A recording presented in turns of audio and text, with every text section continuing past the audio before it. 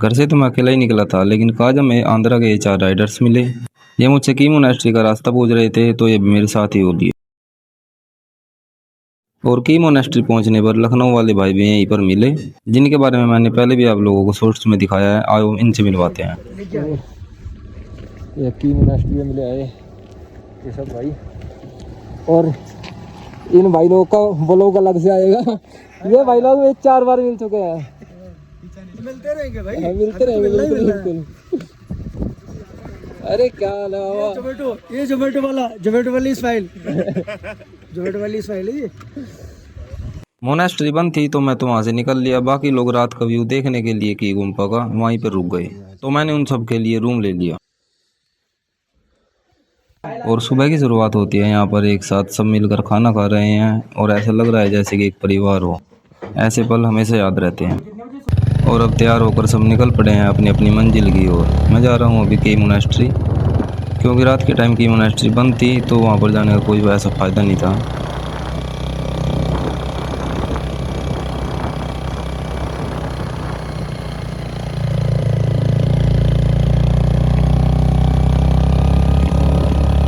की मोनेस्ट्री के just side में ही ये स्कूल है, और जब यहाँ पर प्रेयर होती है तो पूरी वैली गूंज उठती है। नेक्स्ट वीडियो में मैं इसकी फुल वीडियो डालूंगा, तब आप लोग देखना। और यहाँ से पैदल रास्ता शुरू होता है की मोनेस्ट्री का, और ये लगभग 300-400 मीटर के करीब है।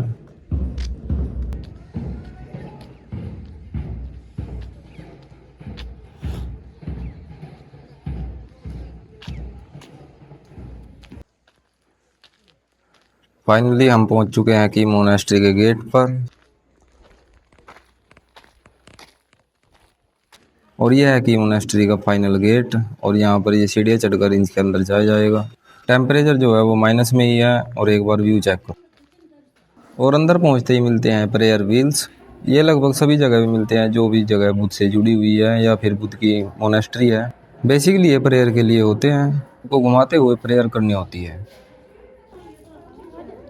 अंदर का माहौल थोड़ा अलग है, यहाँ पर लोकल लोग ज़्यादा देखने को मिलेंगे आपको। भीड़ भाड़ काफ़ी कम रहती है।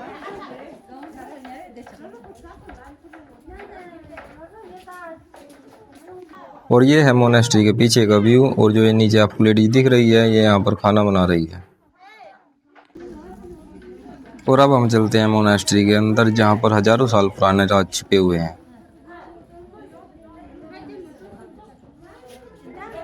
गलियाँ काफ़ी तंग है और हल्का अंधेरा है। और मैंने अक्सर देखा है कि बहुत सी मोनेस्ट्रियों में, लगभग सभी मोनेस्ट्रियों के अंदर गलियाँ थोड़ी तंग ही रहती है।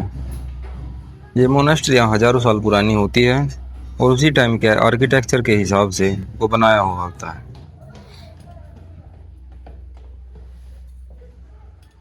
और ये प्रेयर हॉल की तरह लग रहा है। और जो आप लोग आसन देख रहे हैं, ये बुद्धिस्ट मोंक के लिए हैं, जो यहाँ पर ध्यान लगाते हैं या शायद लगाते थे।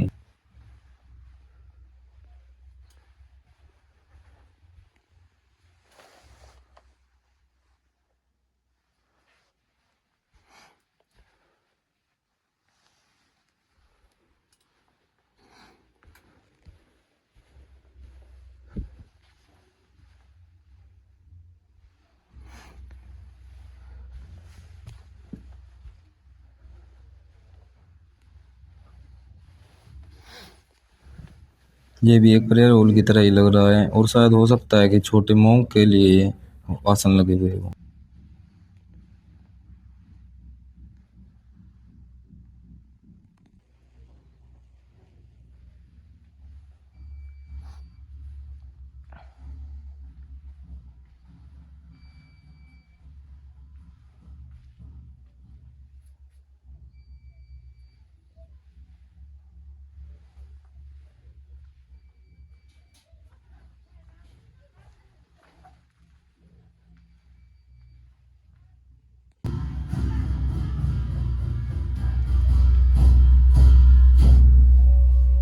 अब थोड़ा ऊपर की साइड चलते हैं, और ये जो सामने मंदिर आपको दिख रहा है, इसके अंदर जाना तो मना है, लेकिन कैमरा की सहायता से मैं आपको अंदर का रूप दिखा देता हूँ।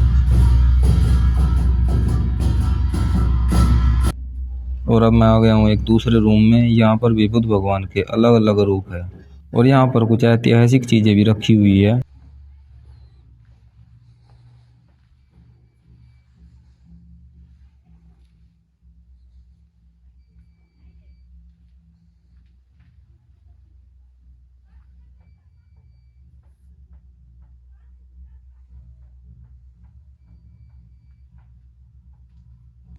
और ये यहाँ पर है एक बहुत पुरानी रसोई, जो कि मोनेस्ट्री के अंदर पहले इसमें खाना बनाया करते थे। और इसके अंदर से होकर हम जाते हैं दूसरे एक अलग भवन में। और जो ये आप लोग देख रहे हैं, ये सब चीज़ें ऐतिहासिक है, जो कि हजारों साल पुरानी है।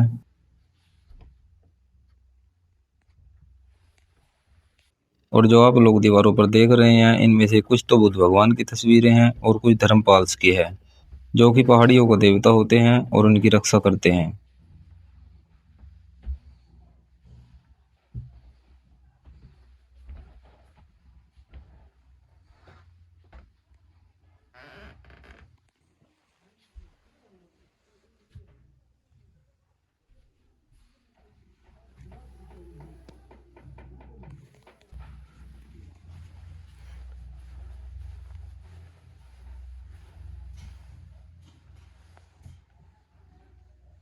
और जो ये मूर्तियां आप लोग देख रहे हैं, ये है धर्मपाल्स की मूर्तियां, जहां तक मुझे पता है, जिनके बारे में मैंने अभी बात की थी आप लोगों से।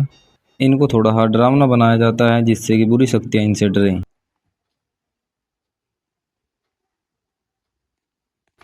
और अब हम लोग जा रहे हैं टॉप फ्लोर की तरफ, जो कि 14,000 फीट के करीब तक है। और ये देखिए यहाँ से आसमान कितना साफ और कितना प्यारा दिख रहा है। और अब हम चलते हैं मोनास्ट्री के पिछली साइड।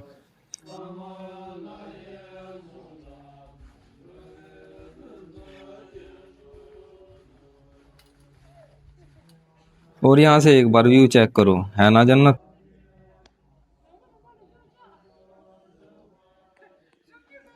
और मोनास्ट्री के पीछे ये छोटा सा रास्ता जाता है उन 3 विशाल बुद्ध प्रतिमाओं की तरफ।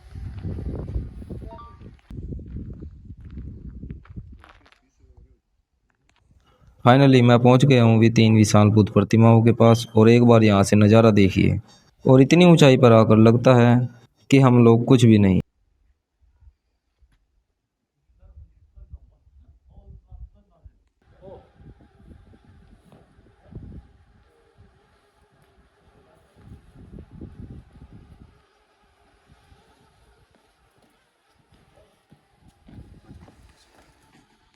और अब मैं निकल पड़ा हूँ दुनिया के सबसे ऊंचे गांव कोमिक की तरफ।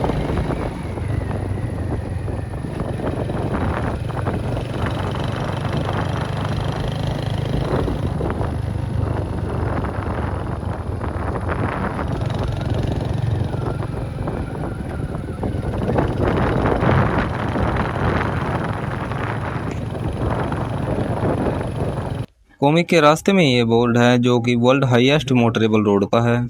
और एक बार यकीन भी नहीं होता कि हमारी स्प्लेंडर ने ये कर दिखाया। और अब दुनिया का सबसे ऊंचा गांव कोमिक यहाँ से ज़्यादा दूर नहीं है, तब तक आप लोग रास्ते का मजा लीजिए। यहाँ पर ऑक्सीजन थोड़ी सी कम है, लेकिन हिम्मत बेहिसाब। अब तक तो हमारी स्प्लेंडर ने धोखा नहीं दिया है। आगे देखते हैं ये कोमिक तक पहुँच पाती है या नहीं।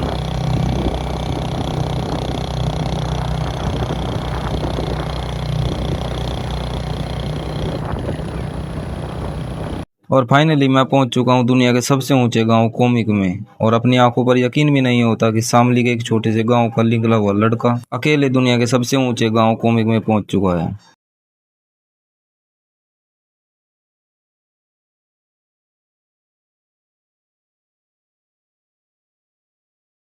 मोनास्ट्री बंद हो चुकी है, लेकिन यहाँ पर पहुंचकर एक अपने आप में ही एक प्राउड फील हो रहा है। और मैं बस यही कहना चाहता हूँ कि अगर मैं कर सकता हूँ तो आप लोग क्यों नहीं।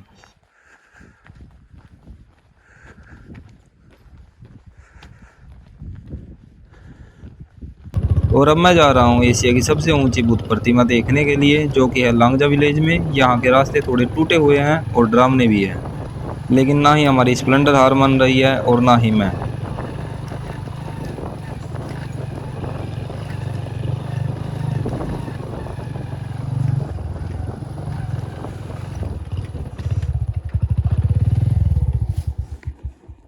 और ये है एशिया की सबसे विशाल बुद्ध प्रतिमा।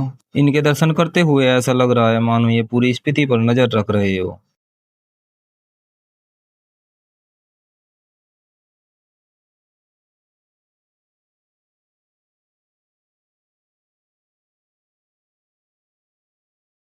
और अब मैं पहुंच चुका हूँ एशिया के सबसे ऊंचे ब्रिज, चीचम ब्रिज पर। आज हमने ठाना है स्पीति की सबसे ऊंची जगहों पर जाना है।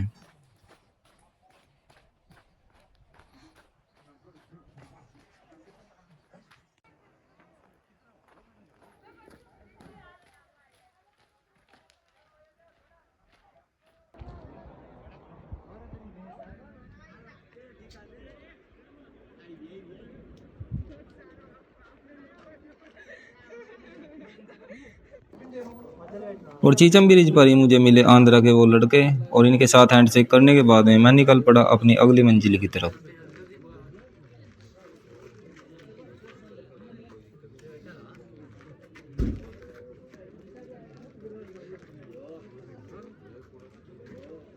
और अब जैसे जैसे धूप निकल रही है वैसे वैसे थोड़ा थोड़ा बर्फ पिघल रहा है, और वो सारा पानी सड़क पर आ रहा है, जो कि रास्तों को और भी खतरनाक बनाता है।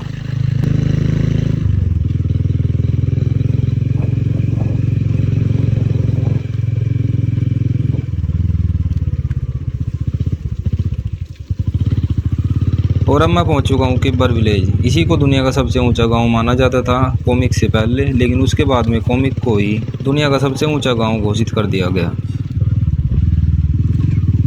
और पूरी स्पीति कवर करने के बाद में मैं निकल पड़ा हूँ अपने घर की तरफ। और इसी वीडियो में रास्ते में आपको दिखाई देगा माता रंडा देवी का मंदिर, जहाँ पर मैंने आते टाइम रात बिताई थी।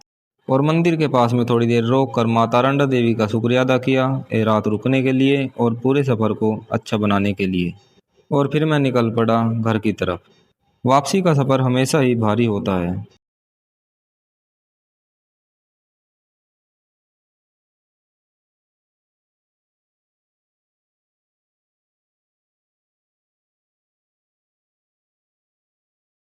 नारकंडा तक पहुंचते पहुंचते रात हो गई थी, तो यहीं पर रुकना पड़ा। ये नारकंडा में है मेरी आखिरी रात, और स्पीति सीरीज को हम यहीं पर समाप्त करते हैं। और अगर आप लोगों को हमारी वीडियोज अच्छी लगती है तो वीडियो को लाइक और चैनल को सब्सक्राइब करें और कमेंट करके ज़रूर बताएं।